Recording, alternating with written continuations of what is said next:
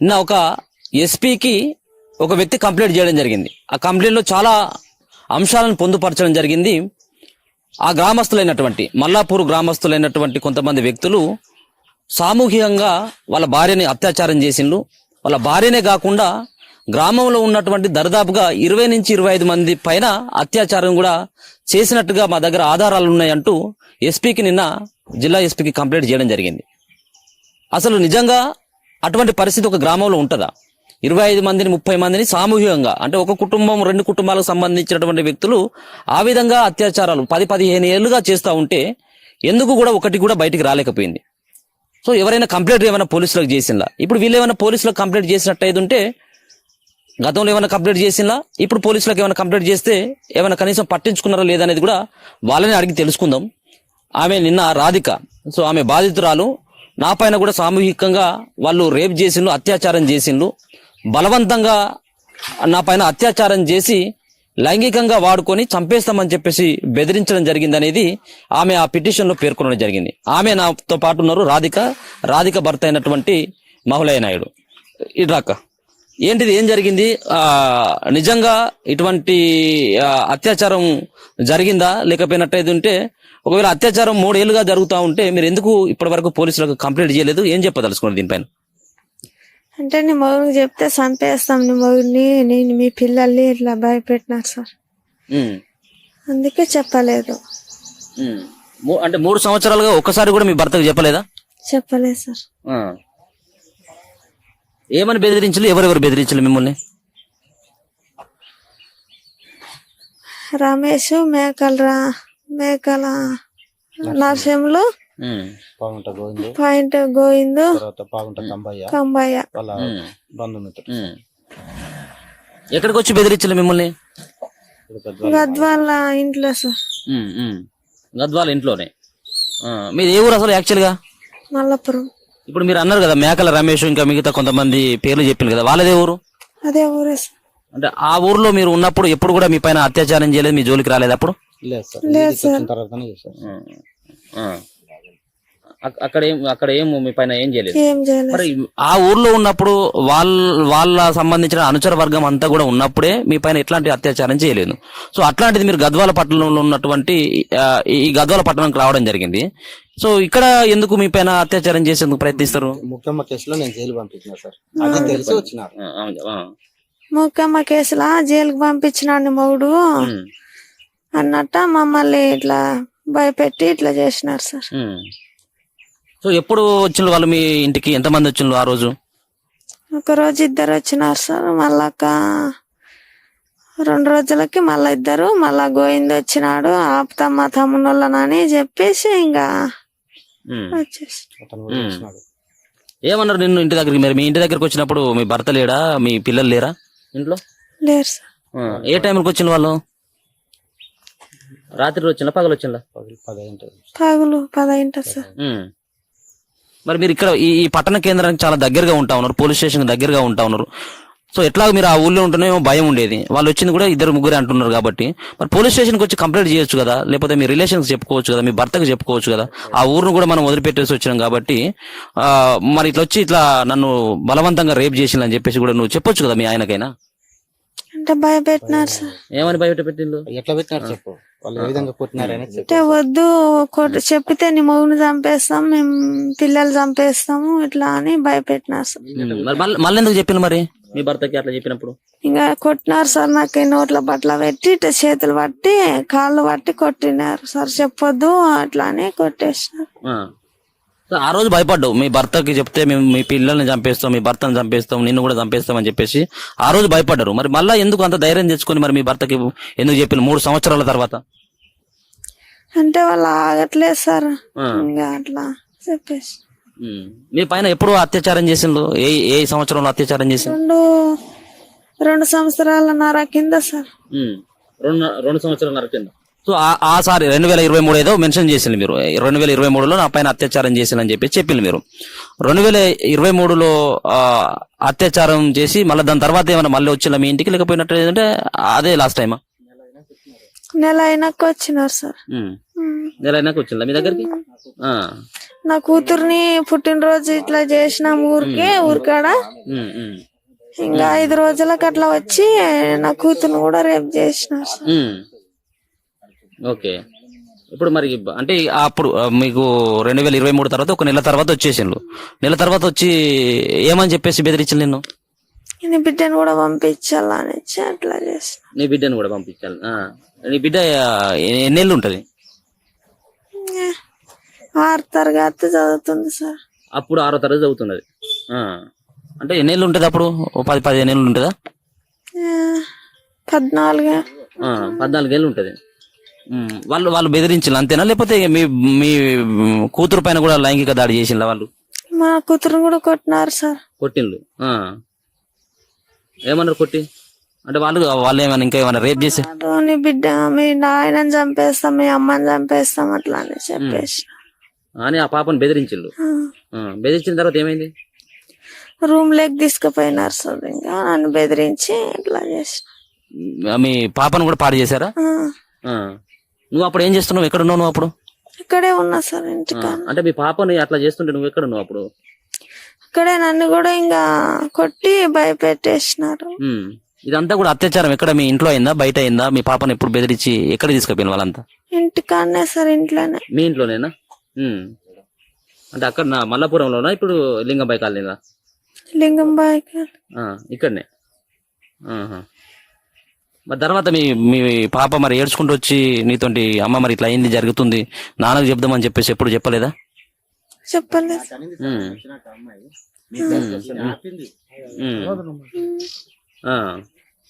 చెప్పిందా? ఎన్నిసార్లు మీ పాప పైన ఇట్లాంటి లైంగిక దాడి చేసిన వాళ్ళు? 2 సార్లు సార్. 2 సార్లు. ఎప్పుడు వచ్చిండ్రు దాని తర్వాత? మళ్ళా మీ పాప పైన ఫస్ట్ అట్లా అటెంప్ట్ చేసిన తర్వాత మళ్ళీ ఎన్ని రోజులకు వచ్చిండ్రు? ఇంకెన్ని రోజులకు వచ్చింది సార్. అంతేనా? నీ నీ నీ నీ నీ పైన ఎన్నిసార్లు అయిందమ్మా ఇట్లా? ఒక 2 సార్లు వచ్చినారు. మళ్ళీ తర్వాత ముగ్గురు చేయించుకోవాలని అన్నట్లు అట్లా చేసినారు సార్. ఏంటి అసలు వాళ్ళ టార్గెట్ ఏంటిది అసలు? ఎందుకోసం మిమ్మల్ని టార్గెట్ చేసి ఇట్లా బలవంతం పెట్టిండ్రు? ఎట్లా సార్ తెలియదు. అంటే వాళ్ళ గురించి ఇంకేమైనా తెలుసా? వాళ్ళు కూడా ఇంకా వేరే వాళ్ళతో కూడా పోయేది అది అని చెప్పేసి అంటా ఉన్నారు కదా, తెలియదా? అర్థం.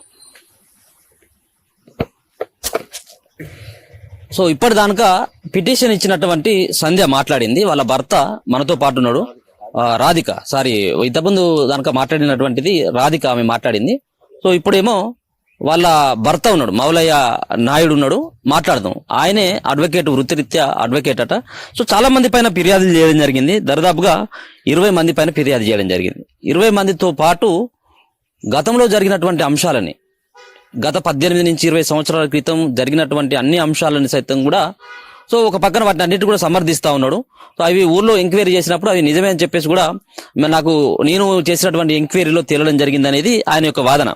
దీనిలో చాలా మంది పైన పాగుంట గోవిందు, ఈయన మాజీ సర్పంచ్. సో ఈ మాజీ సర్పంచ్ కూడా వీళ్ళ సంబంధించినటువంటి వీళ్ళ భార్య పైన కూడా అత్యాచారం చేసిండు అనేది ఒక అభియోగం. దాంతో పాటు మేకల రమేష్, ఈ పేరును ప్రధానంగా వీళ్ళు ప్రస్తావిస్తా ఉన్నారు. మేకల రమేష్ తోటే ఈ వ్యవహారం అంతా కూడా జరుగుతుంది ఆ ఊర్లో. ఈ అత్యాచారాల విషయంలో, ఈ రేపుల విషయంలో ముందుండి నడిపించేది మేకల రమేష్ అనేది వీళ్ళ అభియోగం, అంతే కదా. దాంతో పాటు పాగుంట నరసింహులతో పాటు పాగుంట కంబయ్య, పాగుంట గుడ్లవుడు, అలాగే నరసింహులు, అలాగే ఎలక జంగం మాధవ్, అలాగే రవి ఇర్కచేడు, కురువ కృష్ణయ్య అల్లుడు, అలాగే మల్లాపూర్ కురువ వాజ్పేయి పెద్ద కొడుకు. సో వీళ్ళంతా కూడా దరిదాపుగా 20 మంది పేర్లు ఉన్నాయి. ఈ 20 మంది యొక్క అరాచకంతో మల్లాపూర్ లో వీళ్ళు ఆడిందే ఆట, పాడిందే పాటగా నడుస్తున్నది. వాళ్ళకు నచ్చినటువంటి వాళ్ళని రేపు చేయడం, అలాగే మైనర్ పిల్లలను సైతం కూడా రేపు చేస్తా ఉన్నారు. ఒకవేళ కనుక వాళ్ళ దగ్గరికి పోవడం ఇష్టం లేకుండా ఉండి ఎవరైనా కానీ విభేదించినట్టయితుంటే ప్రాణాలను తీయడం కూడా వెనకాడకుండా చంపేస్తున్నారు అనేది వీళ్ళు ప్రధానంగా చెప్తా ఉన్నారు. నిన్న ఎస్పీకి కూడా ఇదే ఎస్పీ కార్యాలయం కూడా వీళ్ళు ఇదే పొందుపరచడం జరిగింది. మాట్లాడుతున్న నాతో పాటు ఎవరైతే ఇంతకుముందు పిటిషన్ ఇచ్చినటువంటి రాధిక కదా, రాధిక భర్త ఉన్నాడు, మాట్లాడదాం. ఏంటిది మీ అభియోగం ఏంది? ఎందుకు ప్రధానంగా మీరు ఇప్పుడే బయటకు వచ్చి ఎస్పీకి చెప్పడం కావచ్చు, పోలీసులను ఎందుకు మీరు సంప్రదించాలంటే ఏం చెప్తారు? సార్ నమస్తే సార్. 2.5 సంవత్సరాల క్రితం వాళ్ళు పెట్టిన హరాస్మెంట్ అంతా ఇంత కాదు. యాక్చువల్ గా ఘోరాలు మేము విని, కానీ మేము సూసైడ్ చేసుకోవాలి, లేదా నా భార్య అయినా సూసైడ్ చేసుకోవాలి, లేదా నేనన్నా ఏదో ఒక అఘాయిత్యానికి పాల్పడే సంఘటనలు జరిగినాయి. అప్పుడున్న పరిస్థితులు మేము చాలా భయాందోళనకు గురైనాము. ఈ విషయాన్ని ఎవరికైనా చెప్పదలుచుకోవడానికి కూడా మాకు ధైర్యం రాలేదు, ఎందుకంటే చాలా ఘోరంగా మమ్మల్ని భయపెట్టడం జరిగింది. అయితే ఈ అరాచకాలు ఆగుతాయని మేము అనుకున్నాం, కానీ 2023 జూలై 18వ తేదీన నా భార్య దగ్గరికి రమేష్ తర్వాత పాగుంట మేకలోడ్ అనే ఇద్దరు వ్యక్తులు వచ్చి నా భార్యను చిత్రహింసలకు గురి చేస్తే, అత్యాచారం చేయడానికి ప్రయత్నం చేస్తే ఆమె కాళ్ళ వేళ్ళబడి ఎందుకు ఇట్లా చేస్తున్నారు, మేమేం మీకు అన్యాయం చేసినామని ప్రాధాయపడగా 2020-19లో మూకెమ్మ అనే ఒక వికలాంగత్వం మాటలు రావు ఆమె కేసులో వాళ్ళ అన్న ఆయన పాగుంట గోవిందు జైలుకి వెళ్ళడం జరిగింది. అందులో నాస్తమే ఉంది అని చెప్పి వాళ్ళు బలంగా నమ్మినారు. ఎందుకంటే ఒక వ్యక్తి ఎలకజంగం మాధవ్ అని అంటాడు, ఆయన నాతో మాట్లాడేటప్పుడు సంభాషించేటప్పుడు అరే నేనే రావాలని జైలు పంపించింది, మూకెమ్మ కేసులో నేనే పంపించిన అని చెప్పి నేను అనడం వల్ల అది మనసులో పెట్టుకొని నా భార్య మీద నా కుటుంబం మీద ఈ విధంగా చిత్రహింసలు గురి చేయడం జరిగింది. ఈ విషయాన్ని అంతటితో ఆపుతారని అనుకున్నాము, కానీ ఆగకుండా వాళ్ళిద్దరు రేపు చేయడం కాకుండా ఇప్పటి నుంచి వారానికి 3 రోజులు చొప్పున ప్రతిసారి ముగ్గురు చొప్పున రేపు చేయించుకోవాలి నీవు అని చెప్పి ఆమెకి డైరెక్షన్ ఇచ్చి ఘోరంగా భయపెట్టి డైరెక్షన్ ఇవ్వడం జరిగింది. అందుకు ఆమె ఒప్పుకోకపోగా ఆమె నోట్లో బట్ట పెట్టి చేతులు వెనక్కి లాగి కాళ్ళతో చేతులు దొక్కి ఇక కాళ్ళని వెనక్కి లాగి ఇక జననాంగం పైన తర్వాత ఎదరొమ్ముల పైన ఘోరంగా చిత్రహింసలు చేసి కొట్టి ఆమెను ఒప్పించి ముగ్గురు చొప్పున రేపు చేయడం జరిగింది. సేమ్ ఒకరి చేతులు పట్టుకోవడం, ఒక కాళ్ళు పట్టుకోవడం, ఒకరు రేపు చేయడం. వాడైపోయిన తర్వాత చేతులోడు, వాడైపోయిన తర్వాత కాళ్ళు పట్టుకున్నాడు. ఈ విధంగా దాదాపు నా దృష్టికి వచ్చేలోపు దాదాపు 16 మందికి పైగా అయిపోయినట్టు అనుమానాలు ఉన్నాయి. అంటే మీ భార్య పైన 16 మంది దాకా అనుమానాలు ఉన్నాయి. కానీ మీ భార్య ఏమో ఇప్పుడు 6 అని చెప్పేసి ఏదో చెప్పింది కదా. 9 మంది. ఆమె ఏమో బాధితురాలు, ఆమె అత్యాచారం అయిందని చెప్పేసి ఆమెకే 9 మంది అని చెప్పేసి మీరేమో 16 అని చెప్పి నాకే ఆల్రెడీ ఇంటిమేషన్ ఇచ్చినారనమాట. అరే నీ ఇంట్లో ఇట్లా జరుగుతుంది, ఈ పాటికి 16 మందికి పైగా రేప్ చేసినారు నీ భార్యని. ఎవరనేది? మాకి ఉన్నారు, స్నేహితులు ఉన్నారు, వాళ్ళ దగ్గర ఉన్న వ్యక్తులే నాకు ఇంటిమేషన్ ఇచ్చినారు.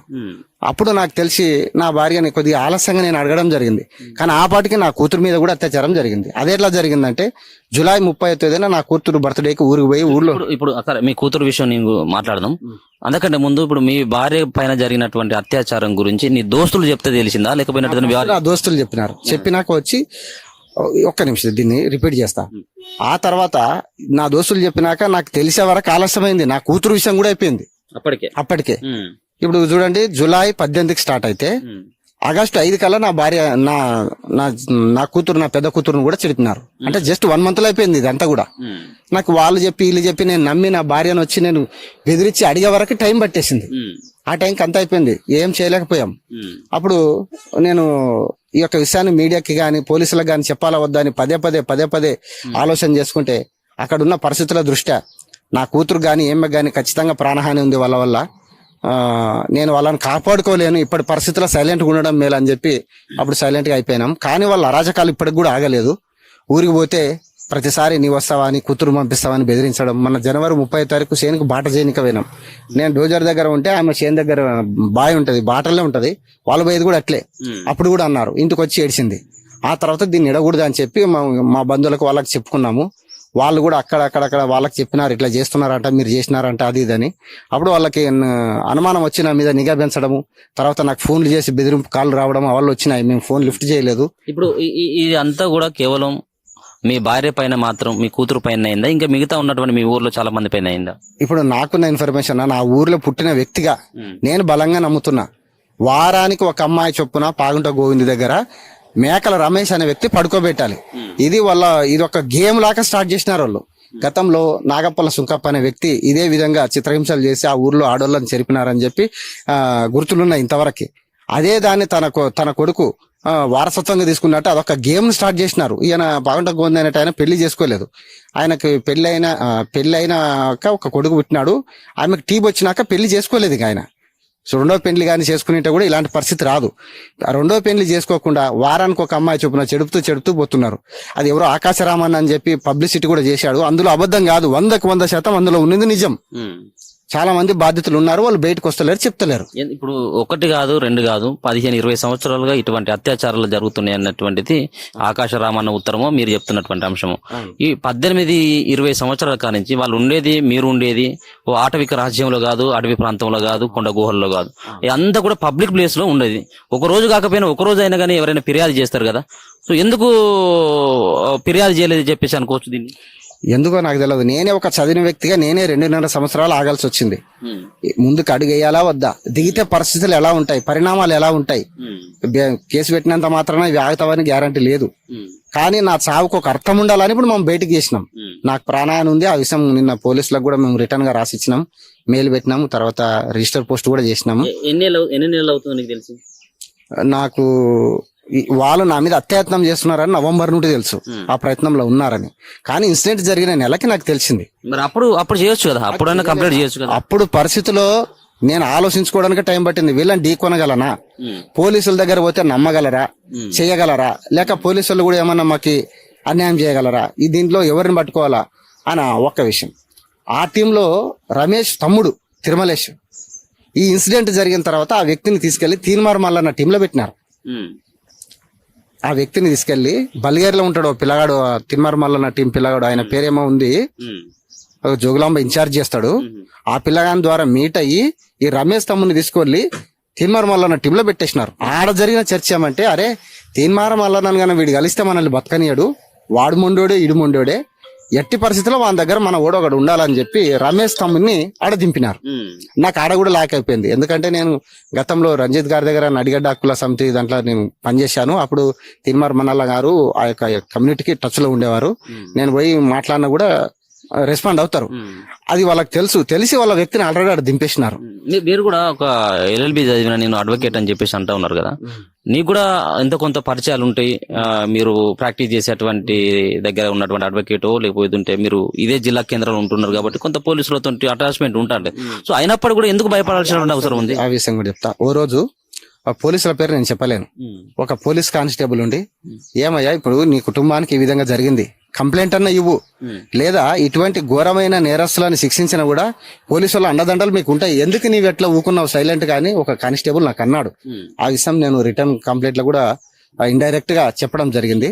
ఓ రోజు పోలీస్ స్టేషన్ కి సబ్ ఇన్స్పెక్టర్ 2025లో అప్పుడున్న ఆఫీసర్ పిలిచి తన ఫోన్ లో ఒక 2 హయ్యర్ ఆఫీసర్ మాట్లాడుతున్నాడు నా గురించి. తన భార్య మీద ఈ విధంగా హత్య చేసినారు సార్, ఆ అత్యాచారం చేసినారు, ఆమెనే కాదు గతంలో ఎంతో మందిని చేసినారంట, తన కూతురు కూడా ఈ విధంగా జరిగిందంట, ఆయన ఎందుకో స్పందిస్తలేడు, కుటుంబ బాధ్యతలు పెరిగి లేక వాళ్ళతో గొడవ వైరం పెట్టుకొని చనిపోతే ఒకవేళ కుటుంబము అగుడైపోతుంది అని చెప్పి ఆగిండొచ్చు అని చెప్పి వాళ్ళు డిస్కషన్ చేసుకోవడం నేను విన్నా. నాకు పోలీసు వాళ్ళే ఇండైరెక్ట్ గా నాకు ఇచ్చినారు ఇట్లా జరిగింది అని. ఇప్పుడు నువ్వు నిన్న ఎస్పీకి ఇచ్చినావు ఫిర్యాదు. సో స్థానికంగా ఉండేటువంటి మీ పోలీస్ స్టేషన్ లో ఎప్పుడైనా ఫిర్యాదు చేసిందా? యాక్చువల్ గా స్థానికంగా పోలీస్ స్టేషన్ అంటే మాకు గద్వాల టౌన్ వస్తుంది. ఆ టౌన్ లో చెప్పాను కదా ఇంతకు ముందే, ఆ టైంలో మేము ఎవరికి కంప్లైంట్ ఇవ్వదలుచుకోలేదు, చెప్పలేదు.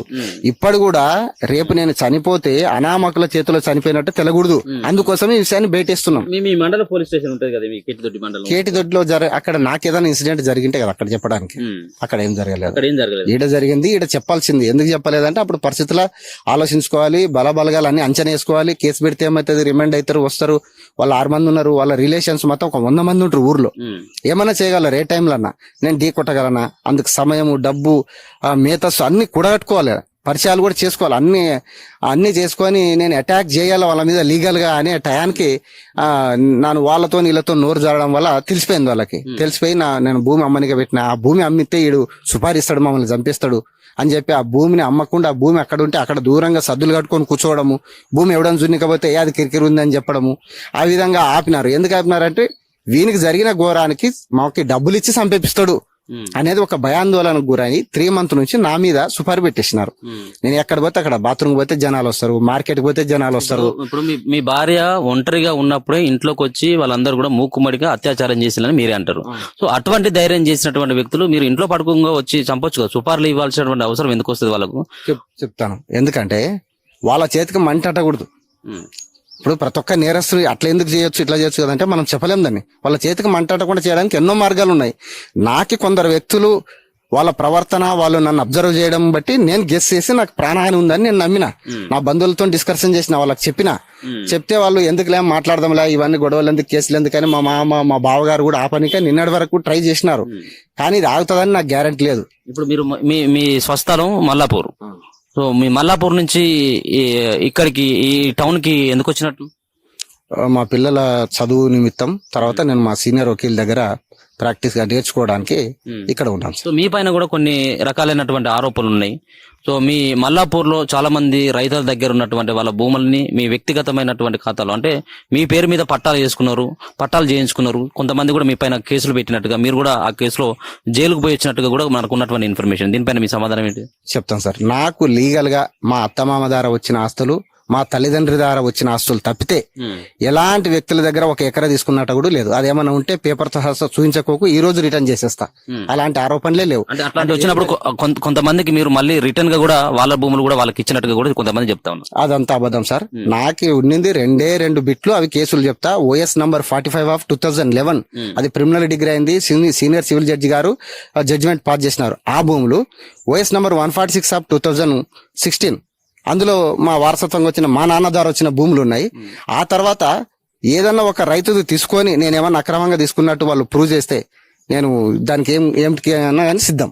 అదంతా అబద్ధం. అది 2017లో ఫేక్ పాస్బుక్ల విషయంలో నేను, నా అడ్వకేటు ఒక ఆయన, సీనియర్ అడ్వకేట్, ఇప్పుడు ఆయన కూతుర్లు కూడా ఫేమస్ అడ్వకేట్లు, ఆయనను కూడా నా కేసులు ఇరికిచ్చి జైలు పంపించినారు. అయితే అందులో ఏం రాసినారు, మీ మీడియా వాళ్ళే రాసినారు, 100 కోట్లకి ఫ్రాడ్ జరిగింది పాస్బుక్ లో అని. 100 రూపాయలు రికవర్ చేయించలేదు. నా మీద పెట్టిన కేసులు పోలీసులు వాళ్ళే తీసుకొచ్చి అక్యూజ్లు తేవడము, విత్రాలు చెప్పడం, పంపించడం, కొట్టేపియడం, పంపించడం. కనీసము 100 కోట్లు అని పేపర్కి రాస్తే కనీసం 10 లక్షలు, 1 లక్షన్న రికవర్ చూపించాలి, ఫలానా అకౌంట్ అని చూపించాలి కదా. అవి ఉట్టి పుకార్లు. కాబట్టి దీన్ని చాలా నేను ఖండిస్తున్నాము. దీని విషయంలో మేము హైకోర్టులో మీరు జైలుకు పోయింది ఈ విషయంలో కదా, ఈ పాస్బుక్ల విషయంలో కదా మీరు పోయింది? ఫేక్ పాస్బుక్ విషయంలో నేను జైలుకు పోయాము. దానికి సంబంధించి పోలీసుల మీద మేము కేసులు వేసినాము, కంటెంప్ట్ కేసులు వేసినాము. 50 లక్షలకి డిఫర్మేషన్ నా అడ్వకేట్ త్రో వేయించాను, అది ఇంకా ఇప్పటికి పెండింగ్ ఉంది. అదే విధంగా ఎన్నో కేసులు డిశ్చార్జ్ పిటిషన్ ఫైన్ చేసినాము. ఎన్నో కేసులు వాళ్ళ దగ్గరుండి కొట్టేపించి పంపించినారు. అంతటితో ఆగలేదు. నా మీద ఎవరైతే కంప్లైంట్ ఇచ్చినారో వాళ్ళ మీద కూడా మేము జడ్జికి కంప్లైంట్ ఇచ్చినాము. అవి కూడా ఇంకా పెండింగ్ లో ఉన్నాయి. కాబట్టి దానికి దీనికి ముడిపెట్టాల్సిన అవసరం. సరే నేను నేరస్తున్నా ఉండొచ్చు, దానికి రేపు చేసి నా ఫ్యామిలీ దెబ్బతీయాలా? ఒకవేళ నేను తప్పు చేసిన అనుకో, ఇంకా చట్టం తీర్పు చెప్పలేదు, అది ప్రైమరీ ఎవిడెన్స్ కూడా ఇంతవరకు. వీళ్ళంతా కూడా మల్లాపూర్ లో పెద్ద మనుషులు కాబట్టి, సో ఆ రైతుల తరపు నుంచి వాళ్ళు మాట్లాడుతున్నారు కాబట్టి, వాళ్ళ నోటికి కళ్ళెం వేయాలి కాబట్టి వాళ్ళని మీరు ఇట్లాంటి కేసులలో మీ భార్యని, మీ కూతురుని అడ్డం పెట్టుకుని ఇట్లాంటి అభియోగాలు చేస్తున్నారని చెప్పేసి వాళ్ళు కూడా మాట్లాడుతున్నారు. అదంతా అబద్ధము. ఈయనకి ఆ భూములకు సంబంధించి ఎలాంటి లేదు. ఆయన పెద్ద మనిషి అయితే ఇలాంటి పనులు చేయడు. 15 సంవత్సరాలుగా ఎంత ఘోరంగా అవమానించినాడు. ఆకాశరామన్న రాసిన ఉత్తరాలు అది అబద్ధం కాదు. దీనికి సంబంధించి మేము హైకోర్టులో రిట్ చేసినాము. టేకన్ అప్ రిట్ పిటిషన్ తీసుకోవాలని చెప్పి చీఫ్ జస్టిస్ దగ్గర పరిశీలనలో ఉంది. అది ఆ టేకన్ అప్ రిట్ పిటిషన్ అలో అయితే, వీలైతే నేరంని ఏ విధంగా బయటికి తీసుకురావాలో, అందుకు ఎన్ని ప్రత్యామ్నాయ పద్ధతులు ఉన్నాయో వాటన్నిటిని కూడా కోర్టులో ప్రస్తావిస్తాం. మేము ఖచ్చితంగా దానికి సంబంధించిన పిటిషన్లు వేసి ఆ యొక్క విక్టిమ్స్ దగ్గర నిజాన్ని బయటపడడానికి రకరకాలుగా చట్టం ద్వారా మేము ప్రయత్నిస్తాం. ఈడ కాకపోతే సుప్రీంకోర్టు వరకు తీసుకెళ్తాం. ఇదంతా అబద్ధం. దాని ఏమైనా ఉంటే అదే, ఇది ఏమైనా ఉంటే ఇదే. నన్ను ఎంత ఘోరంగా అవమానించినారో, నేను ఎంత బాధపడ్డానో అది నాకు తెలుసు. దీనికి ఫ్యామిలీ అడ్డు పెట్టుకోవాల్సిన అవసరం నాకు లేదు. ఇదంతా అబద్ధం. అదే అంటే మీ ఫ్యామిలీతో, మీ భార్యనే ముందట పెట్టించి ఆడవాళ్ళతో రేప్ కేసు అంటే ఇది కొంత స్ట్రాంగ్ గా ఉంటది కాబట్టి కొంత ఇట్లా ఇబ్బంది పెట్టాలన్నటువంటి ఒక ప్రయత్నం చేస్తున్నారు అనేది వాళ్ళు మాట్లాడుతున్నారు. నో సార్, అదంతా అబద్ధము. ఇప్పుడు చట్టంకి మేము ఫిర్యాదు ఇచ్చినాం, నిజాలు బయటపడతాయి. ఆ తర్వాత నిజాలు వెలుగులోకి వచ్చిన తర్వాత మళ్ళీ మీకే మేము ఇంటర్వ్యూషన్ ఇస్తాం. సో మీ పాప విషయంలో కూడా ఆమె ఏడుంది ఇప్పుడు? మీ పాప, ఆమెకి థ్రెడ్ ఉంది. ఆమె ద్వారా కంప్లైంట్ ఇప్పిస్తామని తెలిసి ఆమెని రకరకాలుగా ఏ దారిలో పోతుంది, ఎట్లా ట్రాప్ చేయాలా, ఎట్లా పట్టుకోవాలని చెప్పి ప్రయత్నాలు చేస్తున్నారని మాకు ఇంటిమేషన్ ఉంది. పట్టుకోవాలి. ఎందుకంటే ఆమె మైనర్.